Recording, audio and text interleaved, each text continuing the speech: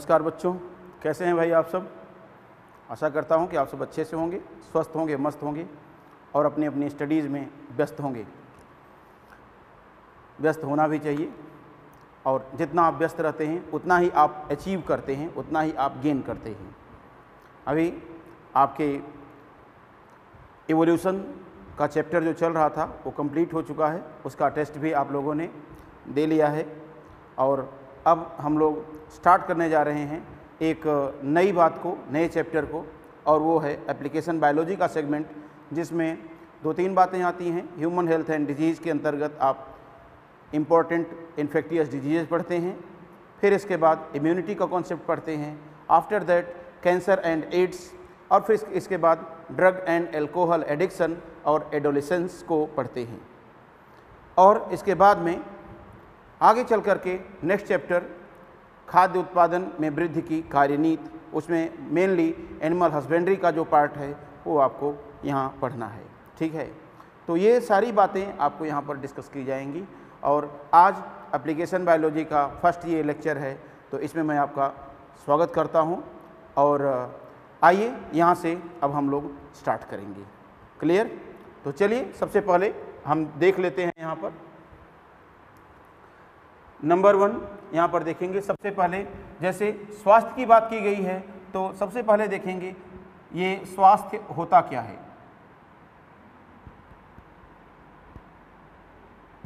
या हेल्थ, ये क्या है। तो इसके लिए 2 अलग अलग विचारधाराएं दी गई हैं बच्चों। पहली जो विचारधारा थी वो प्राचीन विचारधारा के नाम से, और आज की जो विचारधारा है उसे आधुनिक विचारधारा के नाम से जानते हैं। तो सिंपली यहाँ पर हम लोग देखेंगे कि इसे 2 पार्ट में डिवाइड कर लेते हैं। तो यहाँ पर हो जाएगा स्वास्थ्य की प्राचीन विचारधारा,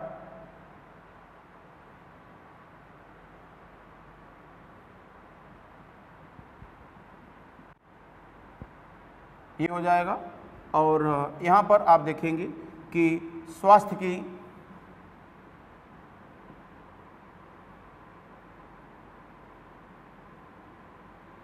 आधुनिक विचारधारा।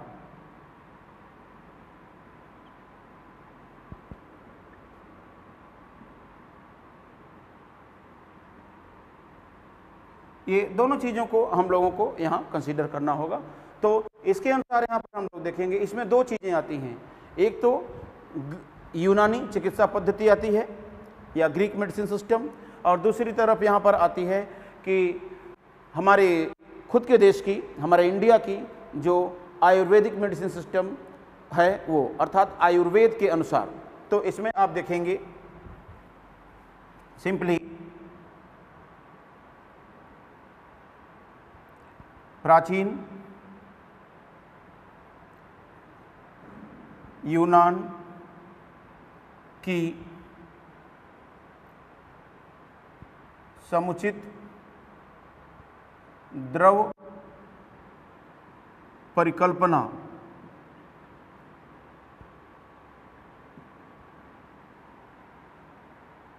के अनुसार, जी हाँ, प्राचीन यूनान की समुचित द्रव परिकल्पना के अनुसार।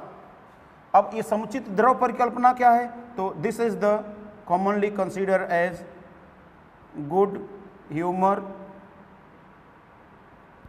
हाइपोथेसिस। ओके, इसके अनुसार हम बात करेंगे। तो क्या होता है? तो इसमें आप कहेंगे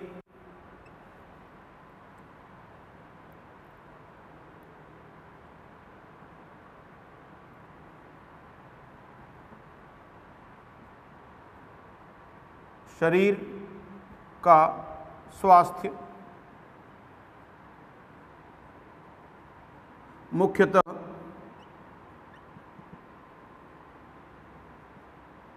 चार शरीर द्रवों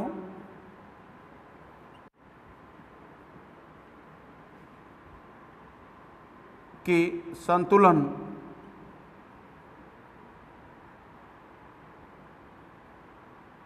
के कारण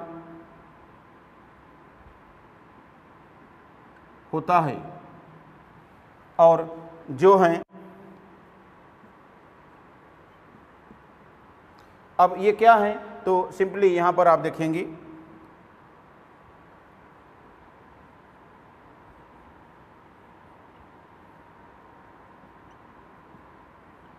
काला पित्त या ब्लैक बाइल, और इसकी उपस्थिति मानी गई थी प्लीहा एवं किडनी में, या सिंपली हम बात कहें तो आप कहेंगे प्लीहा में स्थित। इसी के साथ साथ आप देखेंगे पित्त या बाइल,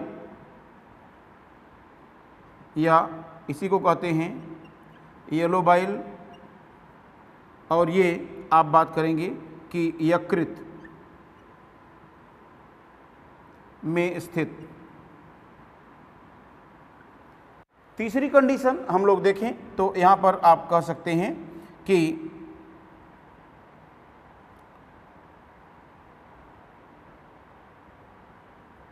रुधिर, या आप कहेंगे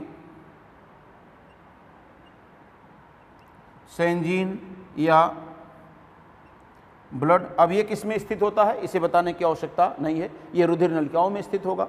फिर इसी के साथ साथ यहाँ पर आप देखेंगे एक और, यहाँ पर देखेंगे कफ या बलगम या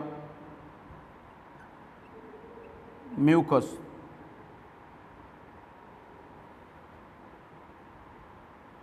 और इस म्यूकस को कहा गया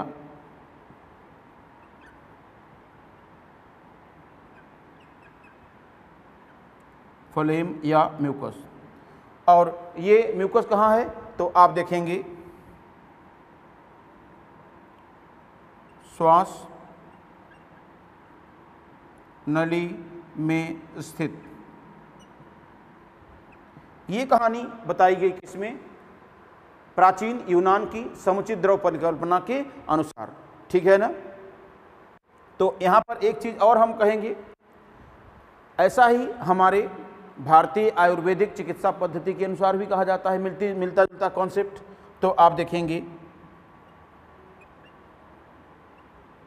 भारतीय आयुर्वेद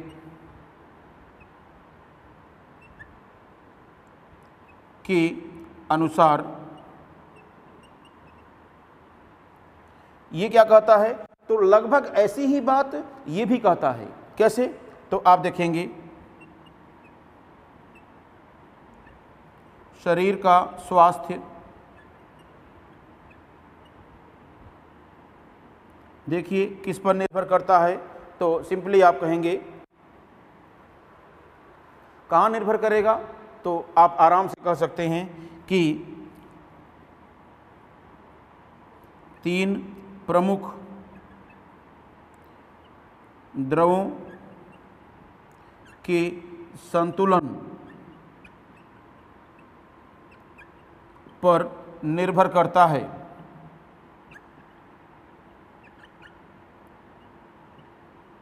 जो हैं, अब आपको देखना होगा कि जो कौन है, तो सिंपली यहां पर आप देखेंगे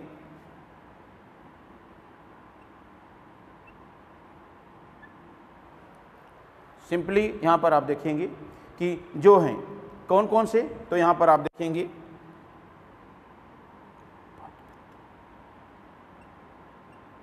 वात अर्थात एयर,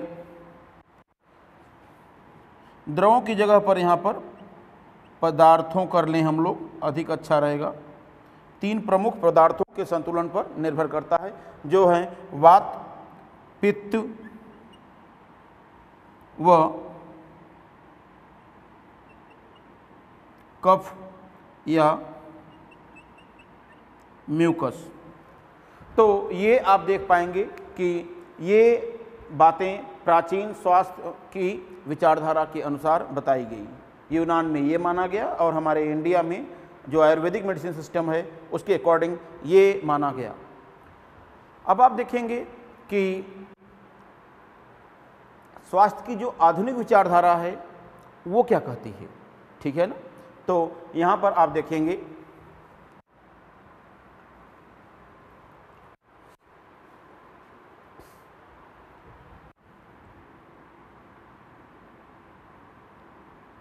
इसके अनुसार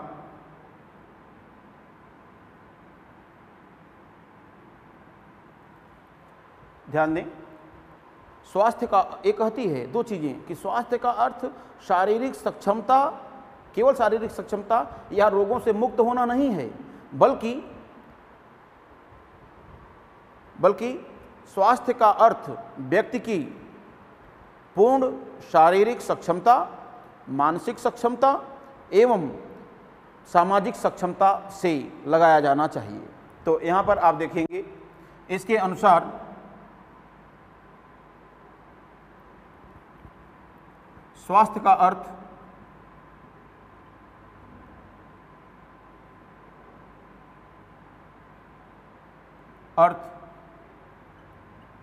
केवल रोगों से मुक्त होना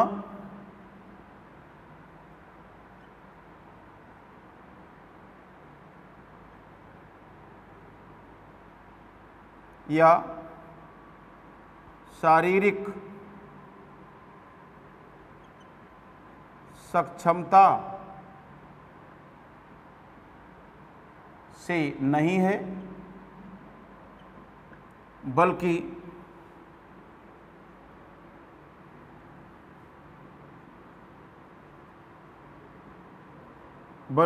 यहाँ पर आप देखें क्या, तो सिंपली यहाँ पर कहेंगे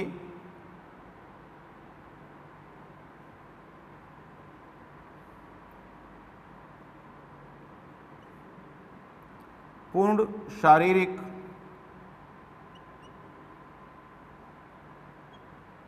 मानसिक व सामाजिक सक्षमता को ही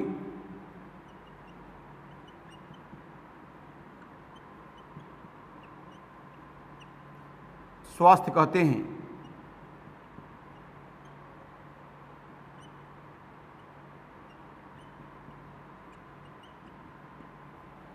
इस तरह से अब यहाँ पर आपको एक चीज़ मैं आपको यहाँ और बताना चाहूँगा कि ये जो हाइपोथेसिस हैं, पुरानी परिकल्पनाएं हैं, इनको समाप्त करने या इनको निरस्त करने का कार्य किसने किया उस पर हम बात करेंगे। लेकिन पहले यहाँ पर हम लोगों ने इसको देख लिया है, तो ये बहुत इंपॉर्टेंट लाइन है, इसको आपको ध्यान रखना होगा। क्या पूर्ण रूप से शारीरिक रूप से, मानसिक रूप से एवं सामाजिक रूप से जो सक्षम है वही आज की डेट में स्वस्थ है। क्लियर है ना।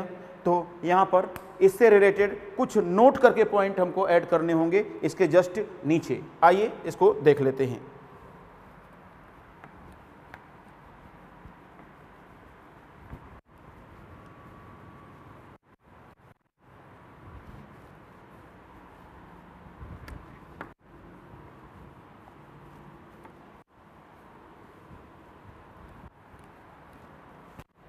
जी हाँ, यहाँ पर हम लोगों को देखना होगा क्या कहानी होगी, इसको आप समझिए।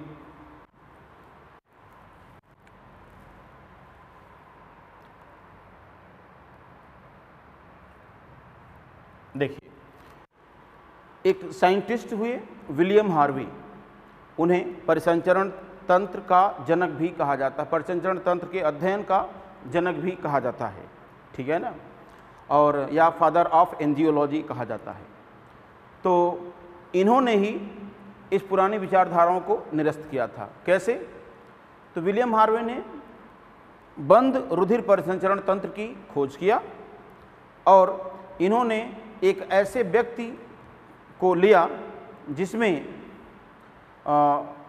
काले पित्त की मात्रा बढ़ी हुई थी, और काले पित्त की मात्रा अगर बढ़ी हुई है तो इस परिकल्पना के अनुसार क्या किया जाना चाहिए?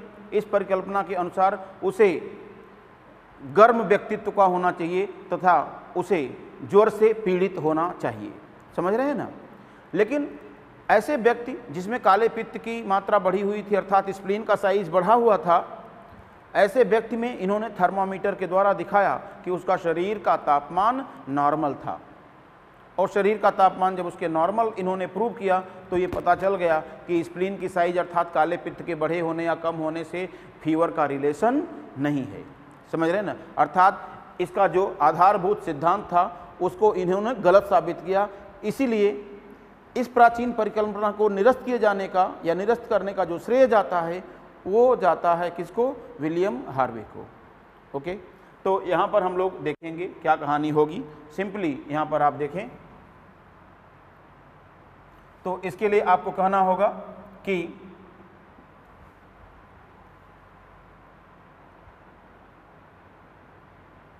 इस परिकल्पना के अनुसार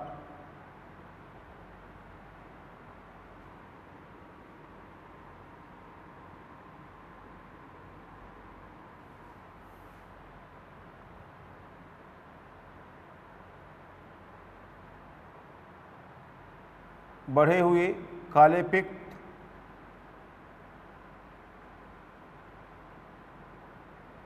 से युक्त व्यक्ति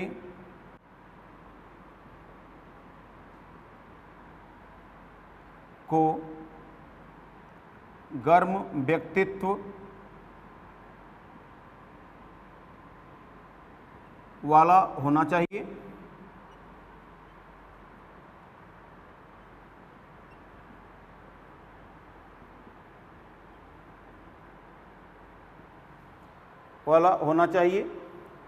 तथा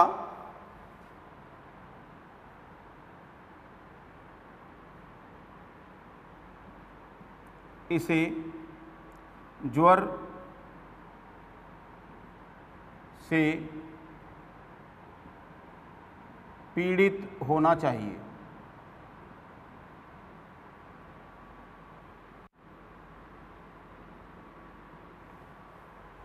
इसे ज्वर से पीड़ित होना चाहिए, ये कहानी हो जाएगी। फिर इसके बाद में यहाँ पर हम लोग देखें सिंपली कि अब अगला पॉइंट देखेंगे।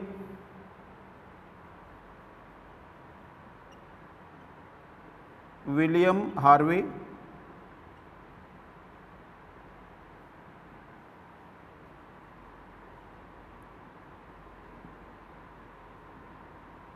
परिसंचरण विज्ञान के जनक ने क्या किया? परिसंचरण विज्ञान का अर्थ क्या होता है यहाँ पर मैं आपको बता दूं, इसको इंग्लिश में कहते हैं एंजियोलॉजी।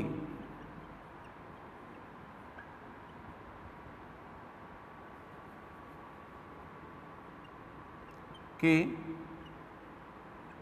जनक ने, बताइए क्या किया इन्होंने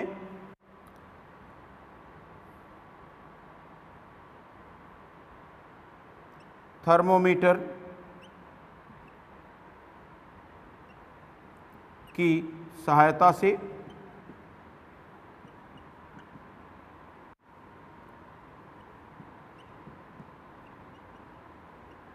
बढ़े हुए काले पित्त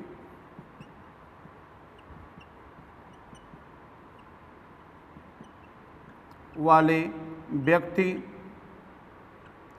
में सामान्य तापमान को प्रदर्शित करते हुए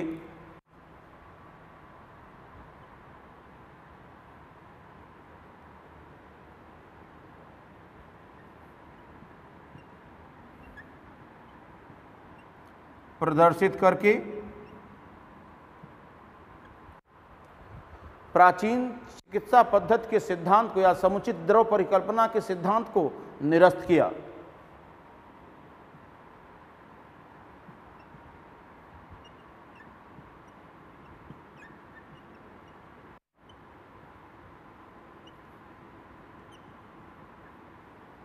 सिद्धांत को निरस्त किया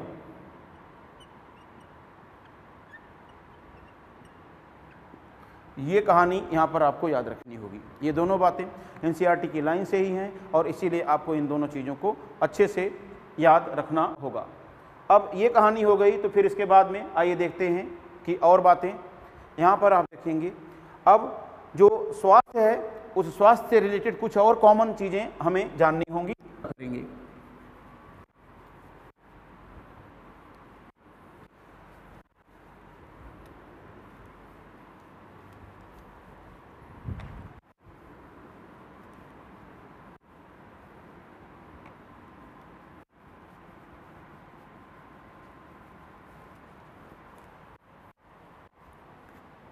जी हाँ, अब हम बात करेंगे स्वास्थ्य के लाभ। तो आप देखेंगे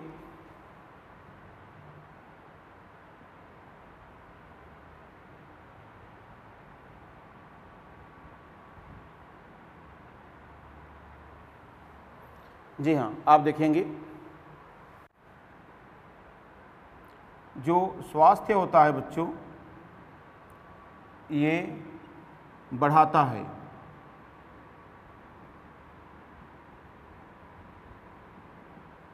क्या? ये बढ़ाता है व्यक्ति की कार्य क्षमता को।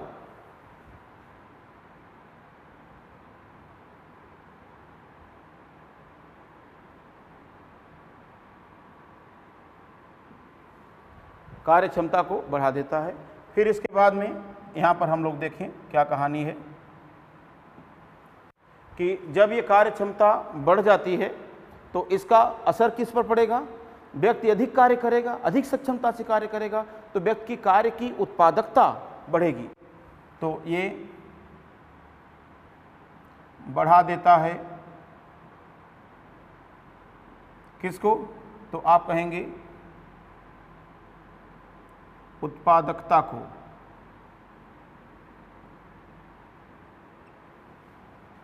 या उत्पादकता। अब उत्पादकता अगर बढ़ रही है तो इससे क्या होगा? इससे व्यक्ति की जो आर्थिक समृद्धि होती है वो उसमें वृद्धि होती है।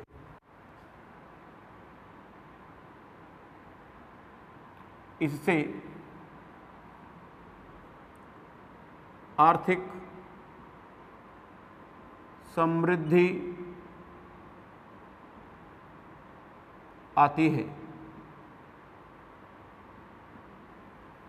ये लाइन आपको देखना होगा स्वास्थ्य के लाभ के रूप में।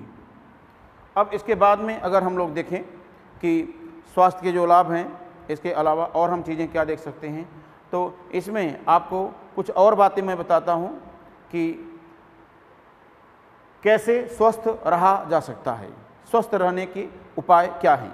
ध्यान रखना होगा कि स्वास्थ्य की इस महत्व के अलावा स्वास्थ्य कुछ और भी करता है। ये बढ़ाता है व्यक्ति की जीवन अवधि को।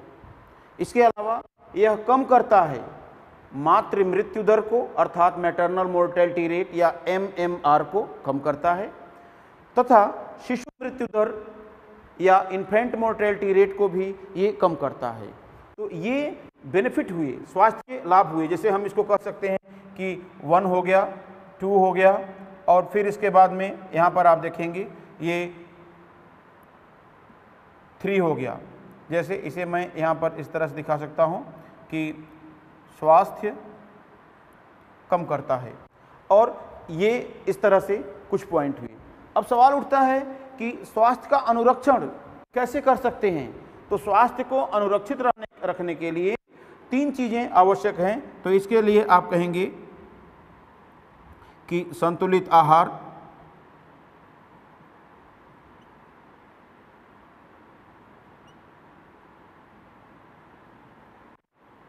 व्यक्तिगत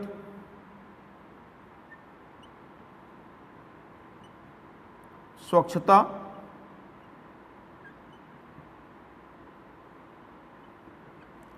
व्यक्तिगत स्वच्छता एवं नियमित व्यायाम।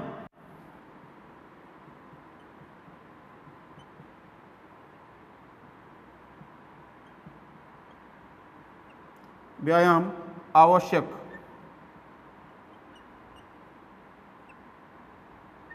होते हैं।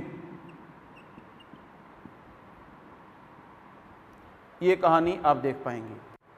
फिर इसके बाद में आप देखेंगे अच्छे स्वास्थ्य के लिए आवश्यक शर्तें क्या होती हैं। तो स्वास्थ्य को अच्छी रूप में व्यवस्थित रखने के लिए, अच्छा स्वास्थ्य बनाए रखने के लिए क्या आवश्यक शर्तें हैं, कुछ और भी चीज़ें आवश्यक होती हैं। तो इसके लिए यहाँ पर आप देखेंगे कई बातें होती हैं, जैसे योग, संक्रामक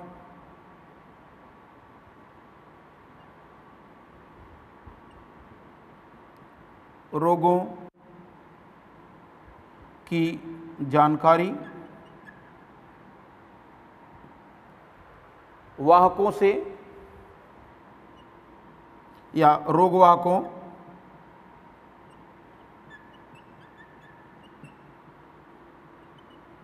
से सुरक्षा, घरेलू एवं सामुदायिक कचरे का समुचित निस्तारण,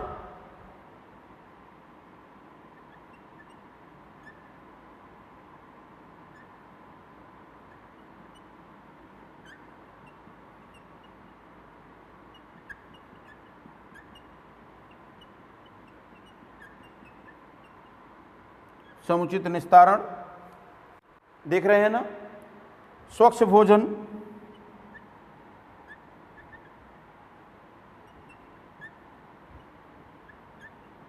वह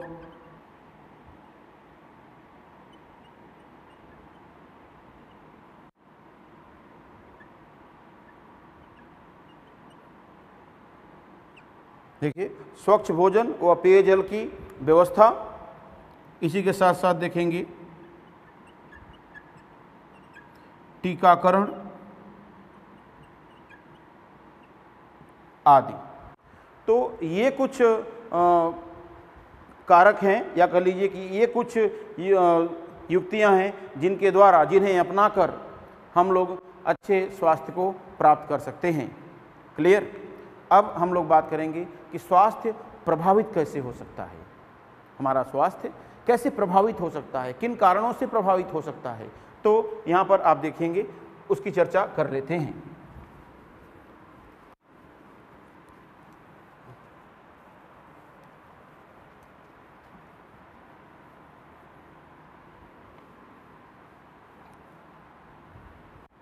यहाँ अब देखेंगे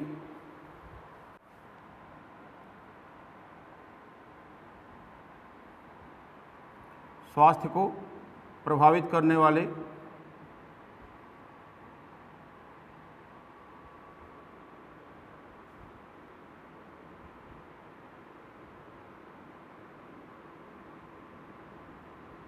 कारक कौन कौन से कारक हैं जो कि स्वास्थ्य को प्रभावित कर सकते हैं। इस पर हम लोग अगर बात करें तो आप देखिए आसानी से समझ सकते हैं। तो सिंपली यहाँ हम लोग देखें क्या कहानी बन रही है। तो स्वास्थ्य मुख्यतः 3 कारकों से प्रभावित हो सकता है। तो इसके आप लिखेंगे, इसके 3 प्रमुख कारक हो सकते हैं।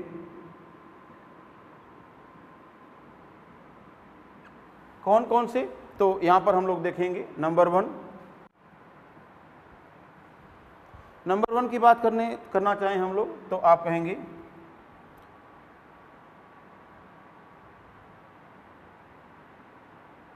जन्मजात दोष या जीनी दोष।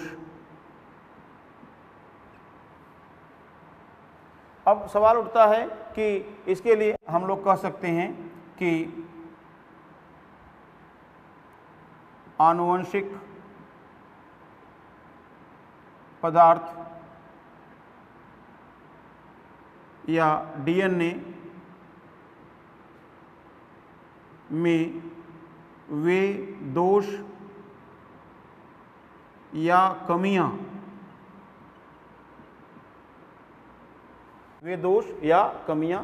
जिनके साथ एक शिशु जन्म लेता है।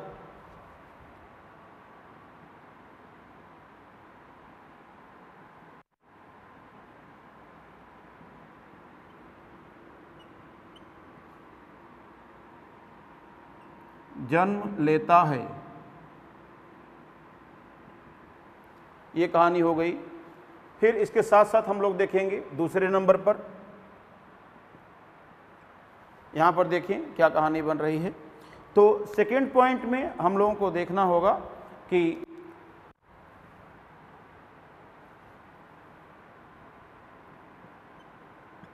संक्रमण या इसे कहते हैं इन्फेक्शन।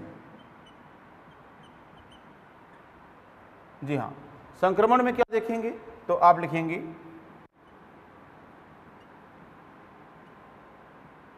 विभिन्न रोगजनकों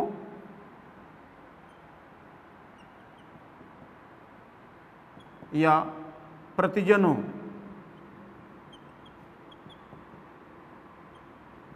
का शरीर में या शरीर पर आक्रमण व दुष्प्रभाव।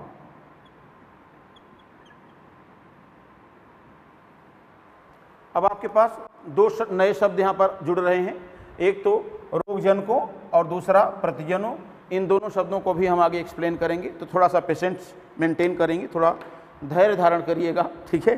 फिर इसके बाद में हम लोग देखते हैं तीसरा आप देखेंगे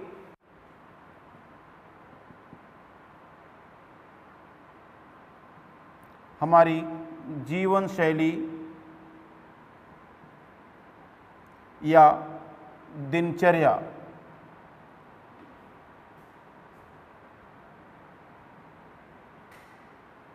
जीवन शैली या दिनचर्या, ये दोनों। अब इसमें देखेंगे कि इसके अंतर्गत क्या आएगा, तो सिंपली आप कहेंगे कि हमारे द्वारा किया गया व्यायाम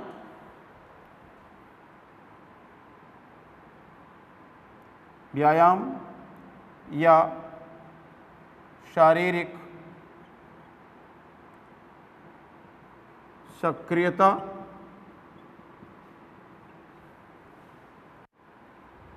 व निष्क्रियता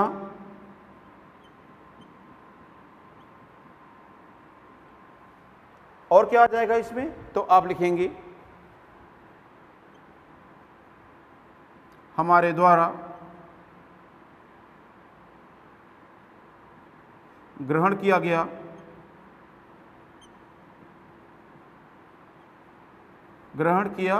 गया भोजन एवं जल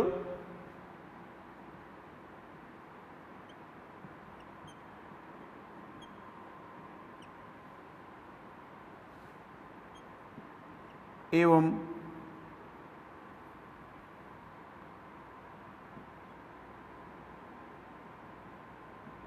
संतुलित आहार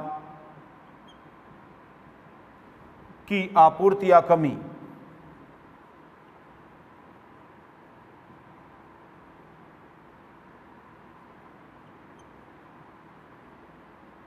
की आपूर्ति या कमी।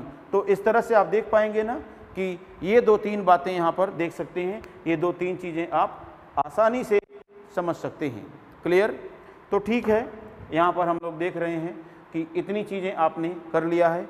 अब इसके बाद में 2 चीज़ें बच रही हैं यहाँ पर, क्या, जो मैंने आपको बोला था एक्सप्लेन करने के लिए। एक तो रोगजनक,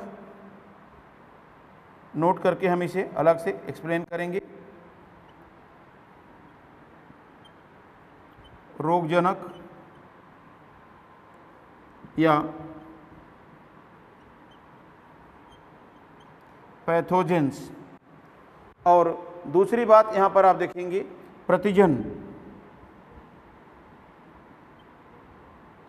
या इसी को कहते हैं बच्चों एंटीजेंस। अब प्रतिजन की बात अगर हम लोग करते हैं तो इसमें क्या आएगा उसको समझने। रोगजनक की बात करें, पहले पैथोजन देखेंगे, तो देखेंगे ये हैं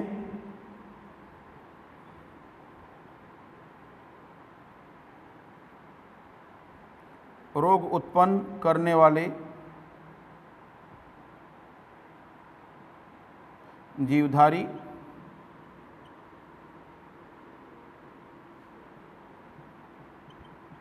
जैसे वायरस, बैक्टीरिया,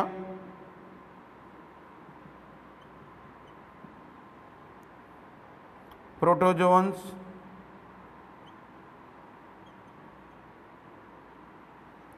हेलमिन्थ्स,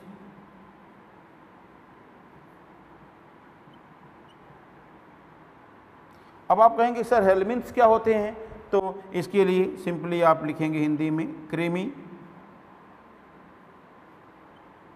व फंजाई आदि। तो इस तरह से आप देख पाएंगे इन चीज़ों को। अब सवाल उठता है कि प्रतिजन क्या है, तो यहाँ पर आप देखेंगे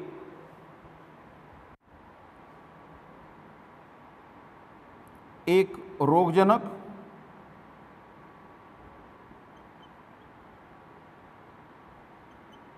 या इससे उत्पन्न विष पदार्थ, इससे उत्पन्न होने वाला विष पदार्थ या टॉक्सिन जो हमारे शरीर में पहुंच करके हमारे प्रतिरक्षा तंत्र को उद्दीपित कर सकता हो, प्रतिरक्षा तंत्र को स्टिमुलेट कर सकता हो। किस काम के लिए? एंटीबॉडी के निर्माण के लिए, एंटीबॉडी के प्रोडक्शन के लिए। उत्पन्न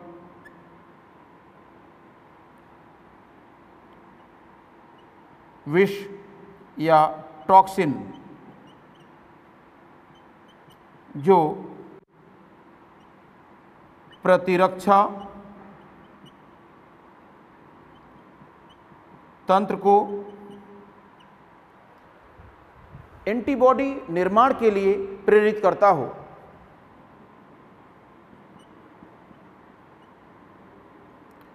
प्रतिरक्षी या एंटीबॉडी निर्माण के लिए प्रेरित करता हो।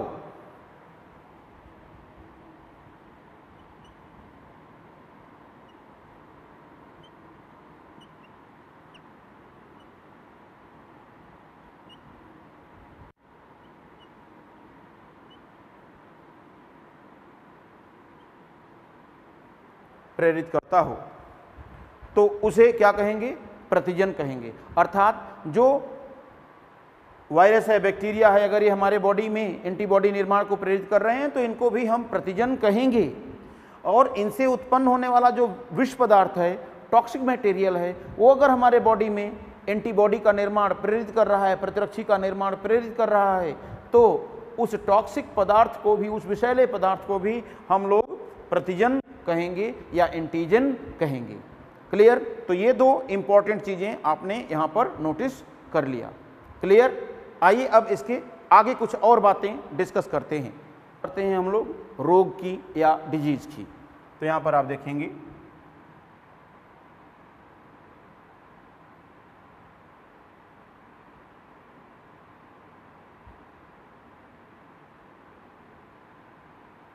रोग या डिजीज की। अब ये क्या होता है, तो यहाँ पर देखेंगे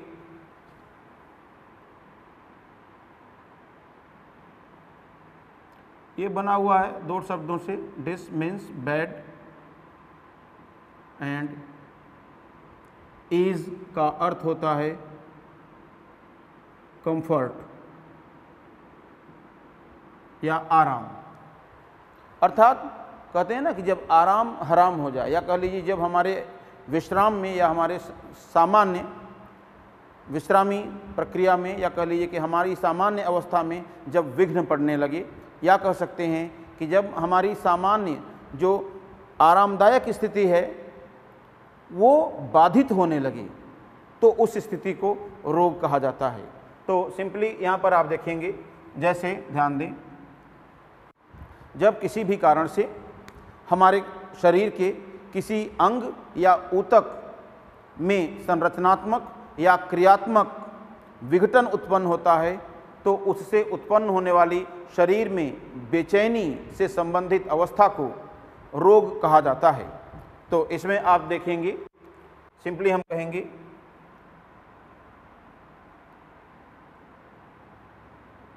किसी भी कारण से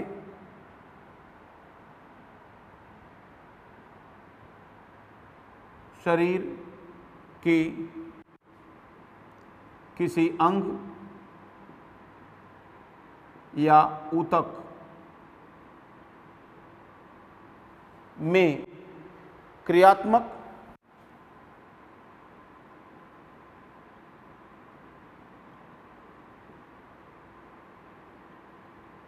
या संरचनात्मक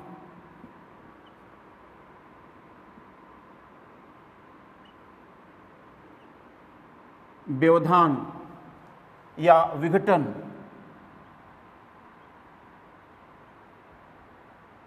उत्पन्न होने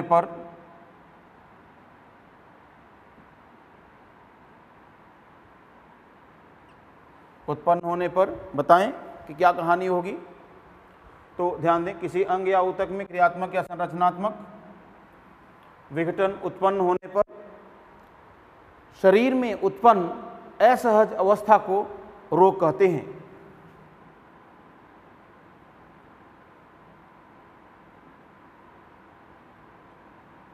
उत्पन्न असहज अवस्था को रोग कहते हैं।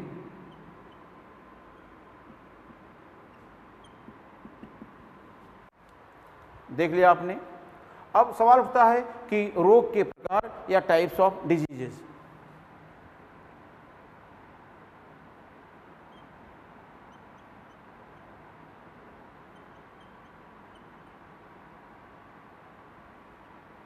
तो आइए देखते हैं।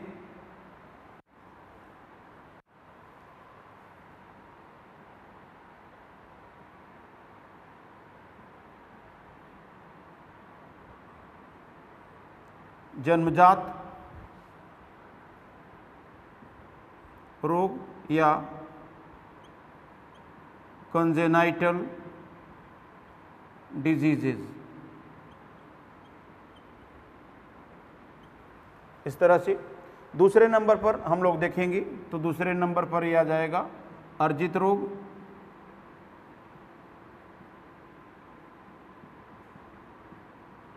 या इसे कहते हैं एक्वायर्ड डिजीजेज। अर्जित रोग या एक्वायर्ड डिजीजेज, ये दो चीजें हैं।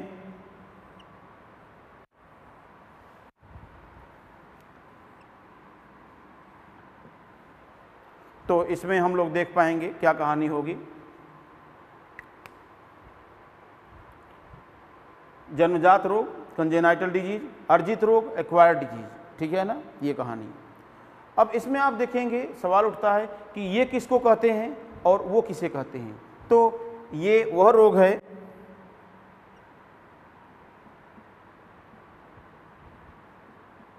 जो शरीर में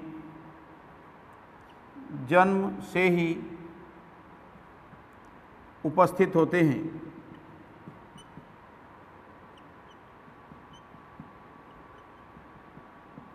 एक तो ये हो गया। जैसे एग्जाम्पल के लिए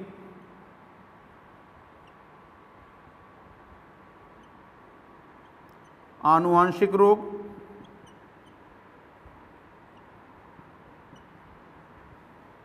और इसी के साथ साथ देखेंगे अपरा के अनियमितता से, या कह लीजिए कि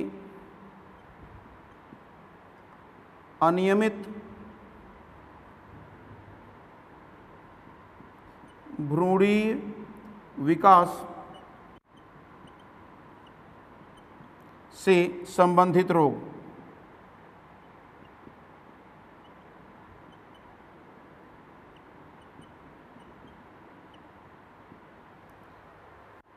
ध्यान दें, अनियमित भ्रूणीय विकास से संबंधित रोग, जैसा कि मैंने आपको दिखाया बताया था। यहाँ पर ध्यान दें, आनुवंशिक रोग का एग्जाम्पल आप ले सकते हैं डाउन्स सिंड्रोम,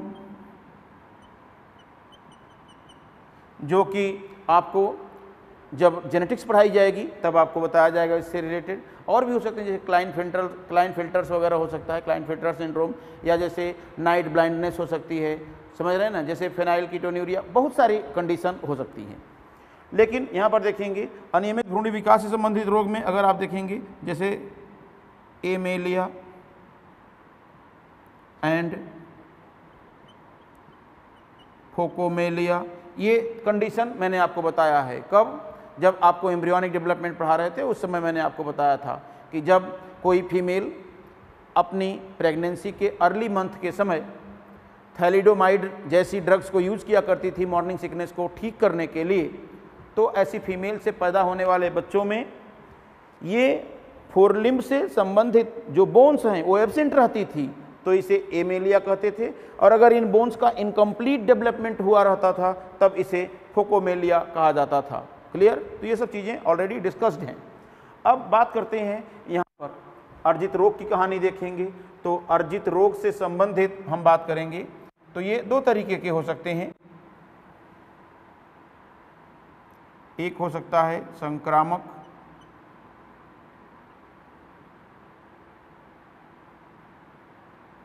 रोग या संचरणशील रोग।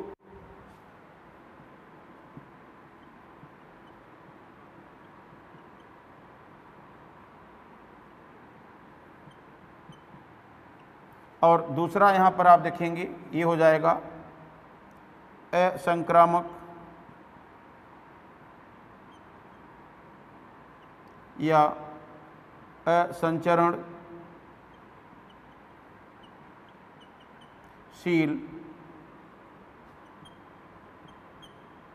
रोग। सिंपली यहाँ पर हम लोग देख पाएंगे कि संक्रामक रोग या संचरणशील रोग की बात करेंगे तो इसमें देखेंगे क्या कंडीशन हो पाती है। तो जो रोगजन को या प्रतिजन के संक्रमण के कारण होते हैं,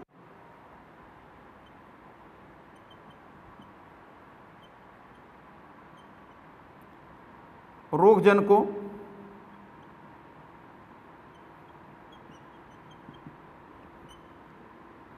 के संक्रमण से होते हैं, ये हो गई इनकी शर्त।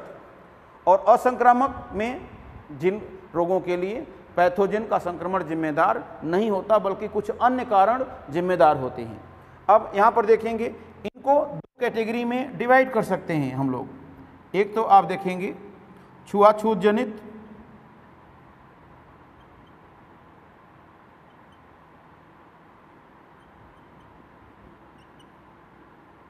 अर्थात कंटेजियस, और दूसरा हो जाएगा गैर छुआछूत जनित,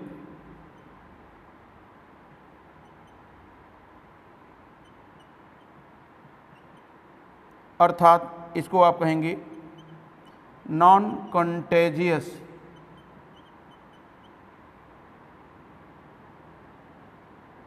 इस तरह से अब दोनों की शर्त क्या है? एक सामान्य छुआछूत से फैलेगा, दूसरा सामान्य छुआछूत से नहीं फैलेगा। जैसे एग्जाम्पल के लिए मैं यहाँ पर बात करने जा रहा हूँ, आप देखिए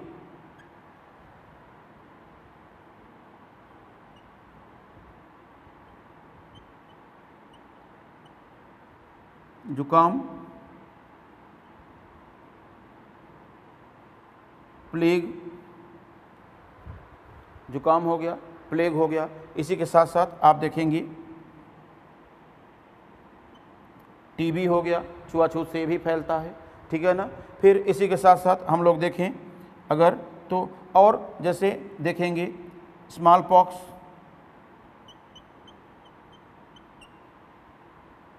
इसको मैं ठीक कर दूं, यहाँ पर ध्यान दीजिए, स्मॉल पॉक्स। और इसी के साथ साथ गैर छुआछूत जनित में इसमें हम लोग देख सकते हैं, आप देखिए क्या हो जाएगा, मलेरिया हो गया,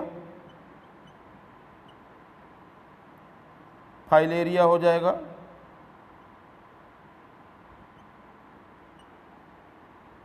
डेंगू हो जाएगा,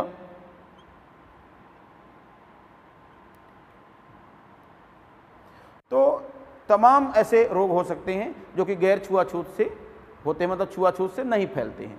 अब असंक्रामक रोगों में इसमें क्या हो जाएगा, तो इसमें आप कह सकते हैं, ध्यान दें, क्वाशरकोर,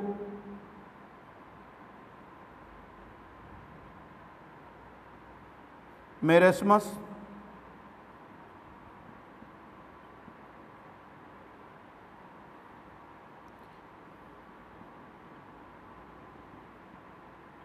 गठिया,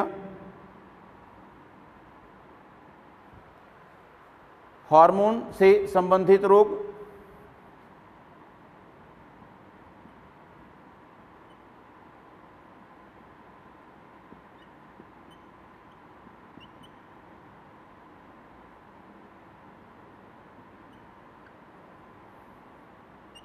इसी के साथ साथ देखेंगे और भी कई सारे रोग हो जाएंगे, जैसे आप देखेंगे हृदय रोग,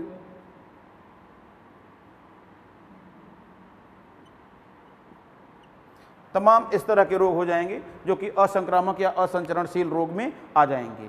क्लियर है ना? तो इस तरह से आपने देखा इन चीज़ों को। तो मुझे उम्मीद है कि आज जो ह्यूमन हेल्थ एंड डिजीज से संबंधित जो कॉमन कॉन्सेप्ट से रिलेटेड बातें थी उसे हम लोगों ने डिस्कस कर लिया है, और अब इसके बाद आगे की स्टोरी हम लोग अगले क्लास में कवर करेंगे। तब तक के लिए दीजिए मुझे इजाज़त। जय हिंद, जय सीएलसी।